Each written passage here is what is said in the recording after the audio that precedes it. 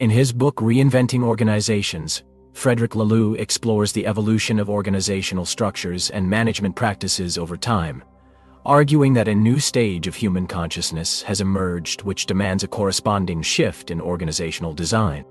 He identifies a new organizational model, which he calls Teal, as embodying this emergent consciousness and offering a more effective and humane alternative to traditional hierarchical structures. Laloux begins by tracing the development of organizational structures throughout history, from the earliest tribes and guilds to modern corporations. He identifies three major stages in this evolution: impulsive, tribal; instinctive, feudal, tributary; and rational, modern. Each stage is characterized by a particular mode of consciousness, which shapes the dominant organizational forms and practices. The impulsive stage, characterized by a magical animistic worldview, gave rise to tribes and clans organized around kinship ties and shared beliefs.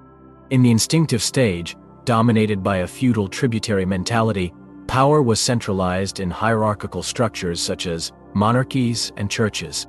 The rational stage, marked by the rise of scientific thinking and individualism, led to the development of modern hierarchical organizations, with a clear division of labor and a focus on efficiency and control.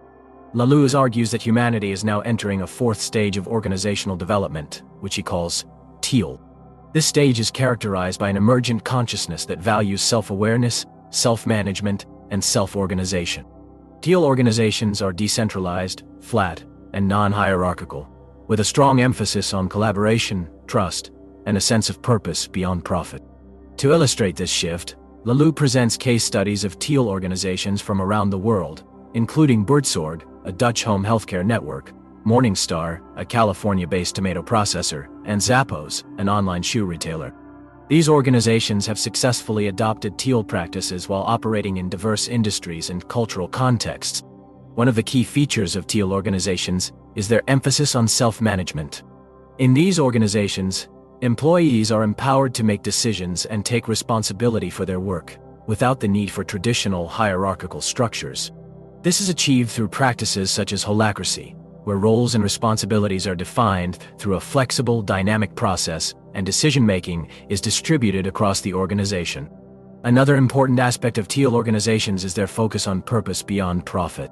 These organizations are driven by a sense of mission or values that transcend financial goals, creating a strong sense of shared identity and commitment among employees. This is in contrast to traditional organizations, which often prioritize short-term financial gains over long-term sustainability and social responsibility. In addition to self-management and purpose, Teal organizations also value wholeness, evolutionary purpose, and a sense of community. They strive to create an environment where individuals can bring their whole selves to work, where personal growth and development are encouraged, and where a strong sense of belonging and interconnectedness is fostered. Laloux argues that the shift to Teal organizations is not only desirable but also inevitable, as the limitations of traditional hierarchical structures become increasingly apparent and the new consciousness continues to evolve. He encourages leaders and organizations to embrace this shift by adopting Teal practices and fostering a culture of self-management, purpose, and wholeness.